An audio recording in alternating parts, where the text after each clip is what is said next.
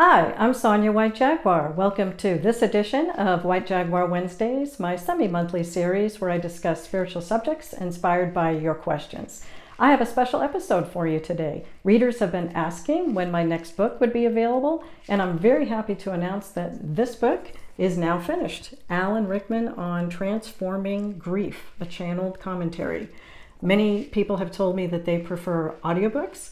So what I'm going to do today is read the book. If you'd prefer to read the print version instead, you can do that. It's on Wattpad along with my other free books. I'll drop a link in the description box below. A Wattpad account is not required.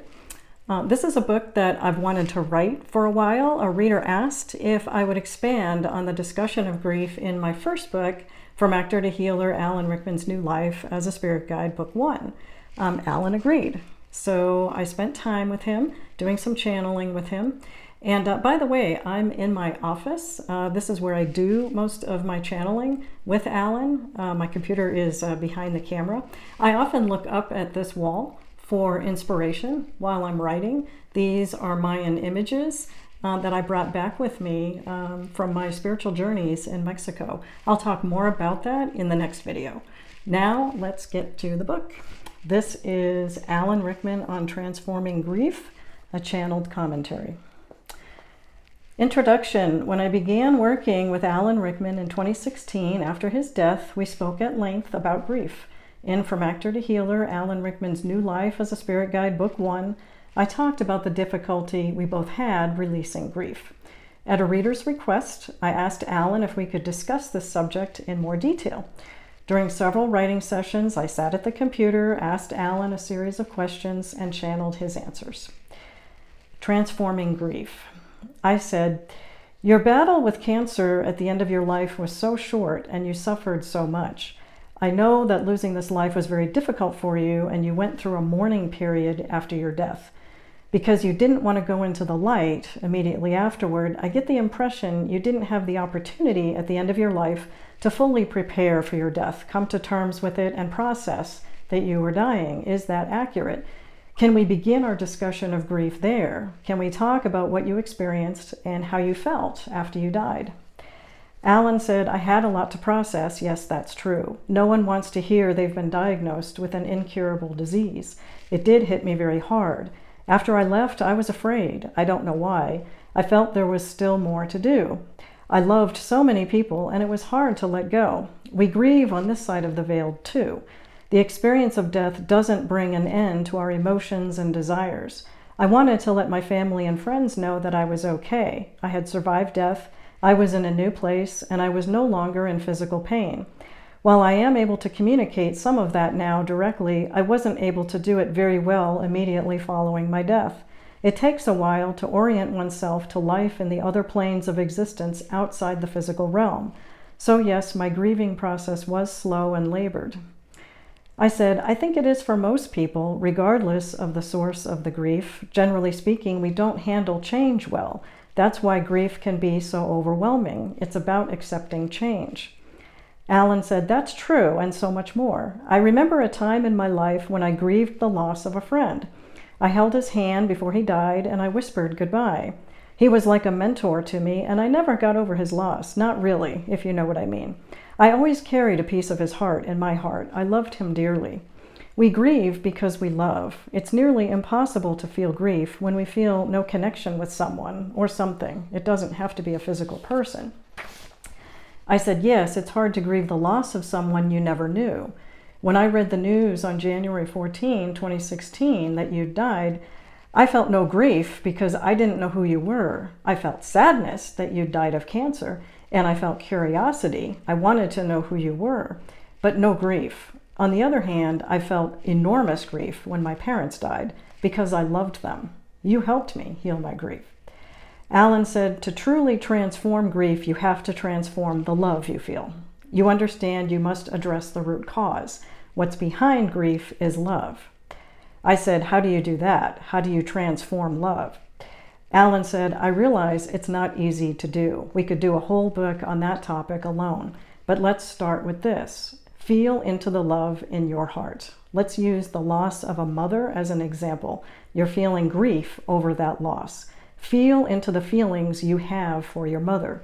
I know that family life is complicated. You may feel more emotions than just love for your mother. I understand that. But let's assume you had a loving relationship with her and now you feel grief. Think about a positive experience you had with your mother, a defining moment, something that happened you'll never forget. Maybe she said something or did something for you that was really meaningful, and it will always live on in your heart. I want you to amplify that feeling in your heart. Memories are emotions and symbols, really, at the core of it. Memories are symbols of how we really feel. That's why we remember some incidents with great clarity and other things we forget. People will remind us about something that happened 20 or 30 years ago, and we'll have no memory of it. Because it held no lasting meaning for us, there was no symbol. Memory is meaning. When we transform the meaning something holds, then we transform our emotions and ultimately our grief. I had to let go of my life as Alan Rickman, like it or not. I couldn't stay. The body no longer functioned, and I had to release it. The way I transformed my feelings was to transform how I felt about that life. I wanted to go back, but I couldn't. I had lost my friends and family, not on the spiritual plane, you understand. No one is ever truly gone from us in that way. But in the immediate aftermath of my death, I'm talking about the loss of that life and what everyone meant to me. They were saviors to me. They buoyed me up, and they gave my life meaning. I needed them to complete me. Like my life would have been empty without them. That's the loss I felt most acutely when I died. I felt the loss of my family and friends. I felt so alone in that state immediately after death. I said, so how did you transform that loss? Alan said, I couldn't do it alone. I admit that. The pain was too great. I couldn't talk to you about it coherently in that early stage, in the days and weeks after we met. I hid myself from you as best I could. I needed to process everything I was feeling. I was overwhelmed by grief. I watched my family and friends for a long time, just watched them. I didn't interfere in their affairs. But I watched and saw them from a different perspective, on a higher level where I knew mistakes were being made and they would need to make changes. I saw some things so clearly in that state. I was miserable, and there I was thinking I could play doctor to the people I knew. It was so ridiculous, but there it was. Gradually, I knew what I needed to do to release it. I said, you transformed the love you felt for them. Alan said something like that, yes. I found myself walking down a road in a suburb of London that didn't have much traffic. I was alone with my thoughts there. I was accompanied by 2 guides who took the form of birds. They are often with me for protection and guidance, although they don't interact with me directly the way I do with you and others. So while I was alone with my thoughts, I saw what it was I'd needed from my friends and family, what I'd needed all along, the belonging and sense of wonder and achievement. I got that from them and from this life more generally. I understood why I had chosen this life. I understood what I had come into this life to experience and learn. For the very first time in my entire life as Alan Rickman, I understood myself. The guides spoke to me then and explained a great many things to me. I saw how this life fit with my earlier incarnations and how I'd been working on many lessons that culminated in this lifetime. Self-forgiveness was crucial for me at that time. That was one of the hardest lessons I had to learn, and that's why my grief over losing this life was so difficult. Then the guides took me away from the London scene to another plane where I saw myself as a young boy of 12 or 13. I was an adolescent, just beginning to glimpse manhood and determining what that would look like. They reviewed with me the choices I'd had to make at that time in my life, and ultimately how the choices I made affected the man I became. We are always given choices, remember that. Not everything is preordained. We incarnate to learn and have experiences. We can't do that if everything is predetermined before we get there. That's another reason grief can hit us so hard. If we knew beforehand everything that was going to happen, and that we would see people again in the higher planes, we wouldn't grieve. We wouldn't feel anything. I'd like to tell you another story from my youth. There was a boy I knew from a young age. I lost track of him in the years that followed school, and I never tried to find him. I used to wonder if we'd known each other somewhere before. It was just a vague feeling. I have seen him here, and others I hadn't seen in a long time. It's difficult to describe the joy I felt upon seeing him. I see things very clearly now, and I understand why I'd felt the way I had back then. What I'm trying to say is we never truly lose anyone. They are always with us in our thoughts and memories, and ultimately we do meet again someday. It never looks the way you think it's going to turn out. Never. Alan laughed. But I can tell you this, you needn't worry about it. Trust the path that your soul is on. I said, because of the work I do as a spiritual healer and because of my experiences with you, I understand that we will all see each other again someday. However, that may not be a great comfort to those in the throes of grief right now. So how do we develop faith and trust in that knowledge? Alan said, grief is a natural part of our life cycle and nothing to shun or be ashamed of. The most important piece of advice I can give you is to allow it to run its course.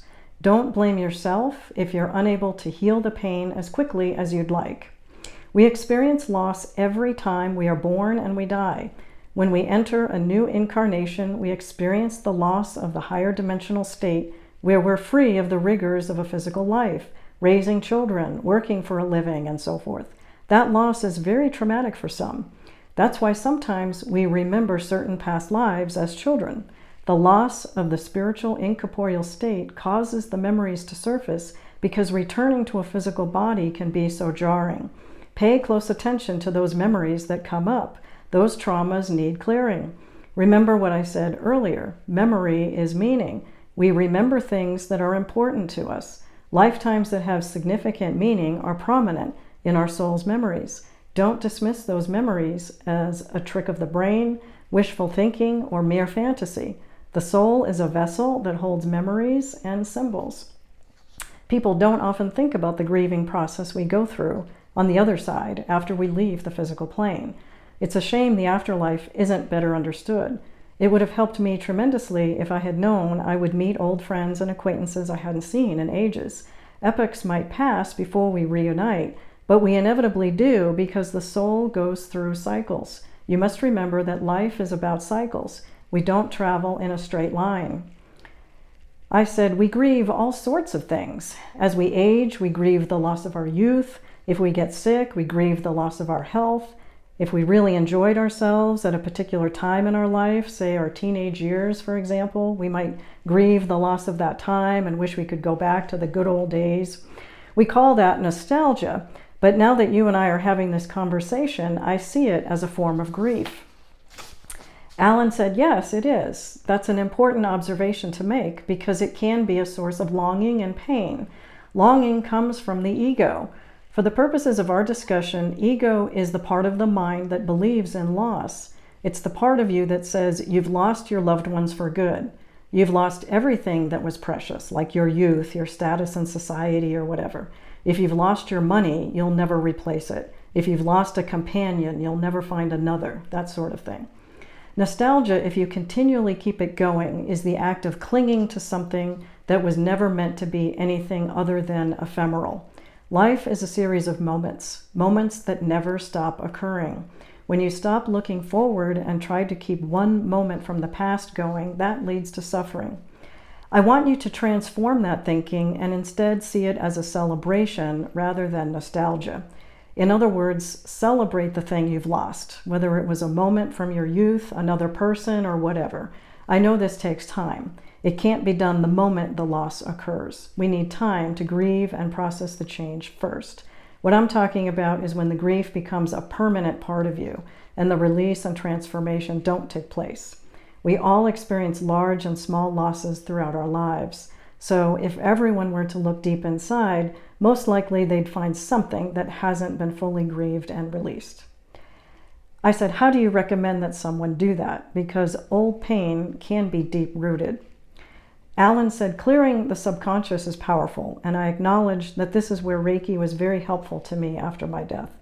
So I'd like to give back and help your friends the way you helped me. I'd like you to conduct a ceremony. I'll bring my friends and we'll all work together with divine love to release any lingering pain and transform the grief. I said, thank you, Alan. You're very kind to help in that way. I appreciate you.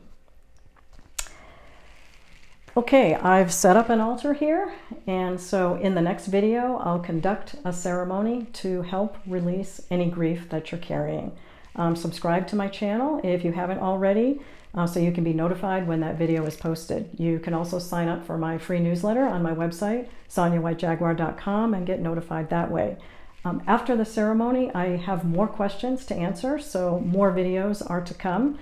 I'll also be releasing another free book soon, Writing Alan Rickman's Autobiography, a fan fiction romance, which I was inspired to write after reading Alan's diaries. I channeled a lot of the content from Alan, so he helped me to write the story. Stay tuned for that as well. Thanks so much for watching. See you next time.